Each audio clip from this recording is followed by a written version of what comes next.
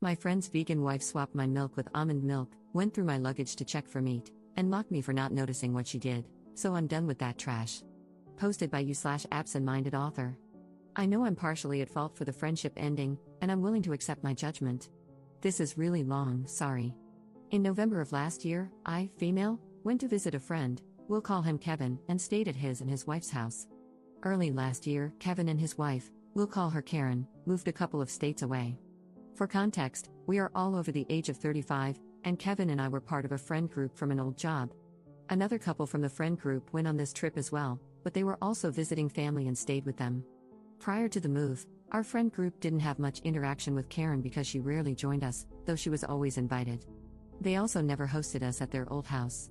They are vegan. I am not. Well, Kevin is not fully vegan, as he eats fish.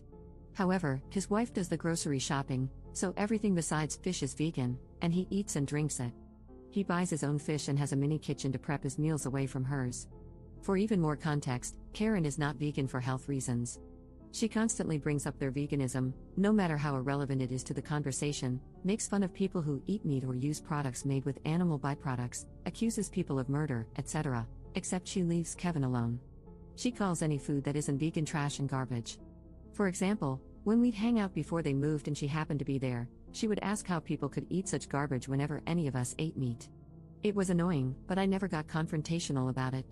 The day before I visited them, Karen sent a short list of rules regarding food. One rule was that I couldn't store non-vegan food items in their kitchen. I asked if I could bring milk, and she agreed, but it had to be kept in the fish fridge. All the food I ate at their house tasted off, even the breakfast waffles and the tuna casserole Kevin made for the two of us on Saturday afternoon. It didn't taste spoiled, just off. Weird, and a little gross. I've never eaten vegan before, so I assumed it was just the difference in ingredients. I couldn't eat more than a few bites. Fortunately, I packed some protein snacks, non-vegan, that I kept in my room, zipped in a canvas bag at the bottom of my suitcase. I wasn't explicitly prohibited from bringing snacks into my room. I kept my trash and disposed of it after leaving. I also ate some street food at the market that Kevin, our friends, and I visited Saturday afternoon, and ate like a horse at the restaurant we went to Saturday night, no shame, lol. My husband and I were supposed to visit them again this weekend, but Karen called me a couple of hours ago. She told me I wouldn't be allowed to bring milk this time. She also said my husband and I couldn't bring snacks and that I should have asked for permission last time. Apparently, she had gone through my suitcase when Kevin, our friends, and I were out at the market and found my snacks. On top of that, she told me she replaced my milk with almond milk and found it hilarious. I drank some milk Friday night before bed and another glass Saturday morning. Then, Kevin told me he'd used it to make waffles and wanted to save the rest for the casserole at lunch. What actually happened was, after I poured my glass Saturday morning, Karen dumped the rest out and replaced it with almond milk. Kevin knew but didn't tell me. I didn't check because he said he wanted to save it. The waffles and casserole were made with almond milk. I was so mad I knew I couldn't say anything nice. I told her I had another call coming in and hung up. After calming down, I called back to ask why she went through my suitcase and dumped my milk. She said it was her house, and she had a right to know, so she could go through my things. She dumped the milk because nobody can tell the difference between cow's milk and almond milk, and I wouldn't have known if she hadn't told me. I called her a controlling, self-centered freak, told her that Kevin has a stash of real cheese hidden in the fish fridge that he sneaks into his food, and hung up on her. Then I called Kevin. He sided with her, saying I crossed the line by asking to bring milk and that it was rude to order meat at dinner. We argued, and I told him it seems like our lives are going in different directions and we don't need to be friends anymore. I probably should have asked if it was okay to have non-vegan snacks in my room, or I could have kept them in my car. I also shouldn't have called her names. I was a guest in their house, and Kevin has half convinced me that I should have respected Karen's veganism and not brought non-vegan food at all. My husband thinks they're completely in the wrong and that, since their lifestyle isn't one most people follow, they should have made exceptions, especially since Kevin gets a fish exception. He's also furious that Karen went through my stuff and pointed out that if I were allergic to almonds, I could have gotten very sick. He thinks I'm better off without them and says ending the friendship was reasonable. He and Kevin got along but weren't particularly close, just like Karen and me.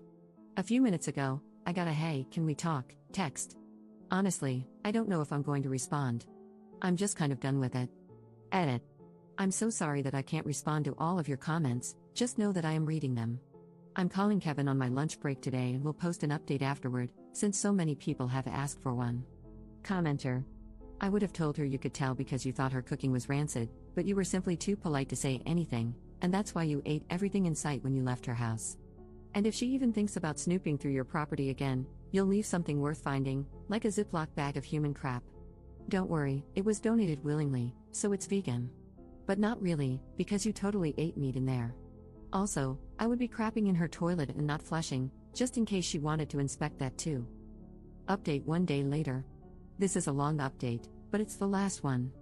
First, thank you to everyone who responded. Your comments were not only helpful, but some made me cackle in a very unladylike manner. Secondly, I wanted to clarify that the bag Karen found in my suitcase contained emergency cash, a credit card, and snacks. It was hidden in my suitcase to keep it safe, not to hide food. I wasn't sneaking it in, important later, but I did have protein bars in there just in case I had issues with their food. Naughty me, I guess. I responded to Kevin yesterday and told him I needed some time to think and that I'd get back to him today. I took some of your advice and reached out to our friend group last night. After the group chat and a private conversation with the friends who were there that weekend, I learned some things. Long story short, out of our core group of 6, I'm the only one who kept up with Kevin. The only reason those 2 friends accepted Kevin's invitation that weekend was because I was going. Visiting family was a bonus. After taking the rest of the night to think about it and sleep on it, I realized that all of you were right about Kevin's complicity regarding the milk switch. I hadn't paid as much attention as I should have because I was so focused on the fact that Karen switched the milk to begin with. I also realized he never actually said anything in response to my telling him that Karen confessed to going through my stuff when I called him yesterday. He changed the subject instead, talking about how it was rude to ask to bring milk. Anyway, I called Kevin on my lunch break today and ran down the list of issues: Karen going through my suitcase, him not telling me about the milk switch, Karen switching the milk to begin with after telling me I could bring it, and how what I eat is none of their business as long as I'm not contaminating their food. Basically, he told me the only thing he would apologize for was saying it was rude to order non-vegan food at the restaurant. He said that since they had plenty of food in the house for me to eat, he didn't have to apologize for anything else. Apparently, Karen had told him not to tell me about the milk switch because she was trying to prove that I couldn't tell the difference between vegan and non-vegan food, essentially the same thing she said to me yesterday. I told him that since I didn't eat any of it except a few bites, clearly I could tell the difference. He also said he was eventually going to tell me about it but forgot. I said she could have just said no when I asked to bring milk instead of being a swampy bumhole about it. He said that although he didn't agree with Karen going through my things, I wasn't owed an apology because I broke the rules by sneaking meat into their house. There was a meat stick in that canvas bag. I told him I had only been told I couldn't have non-vegan food in both kitchens and that the meat stick was left over from my drive to their house. As long as I didn't switch it with their food like a certain someone, I hadn't done anything wrong. The last thing he told me was that I wasn't getting an apology because, after I told Karen about his cheese stash yesterday afternoon, she unplugged his fish fridge. He didn't get home from work until late, and, according to his Google search, all the refrigerated fish had to be thrown away. This is apparently my fault.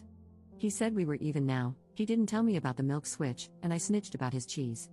I tried explaining that they weren't the same thing and that I wasn't responsible for what she did, but he didn't care and said he knew I wasn't allergic to nuts. I don't remember ever discussing that with him, but whatever. I asked if he truly believed that I didn't deserve any apologies from either of them, and he said yes. I told him that if he couldn't see what they did wrong and apologize, I couldn't help him, and to give me a call when he got his balls back from his wife. He hung up on me. Yesterday, I thought I owed him an apology because I was wrong. I thought if I gave him one, we could maintain a friendship. Today, I think the problem was that I was holding on to something that didn't exist anymore. Until you guys reality checked me, I ignored a lot of things and gaslit myself. So thank you, everybody, for the smack to the back of the head. Everyone should have people like you in their lives. Thanks for reading.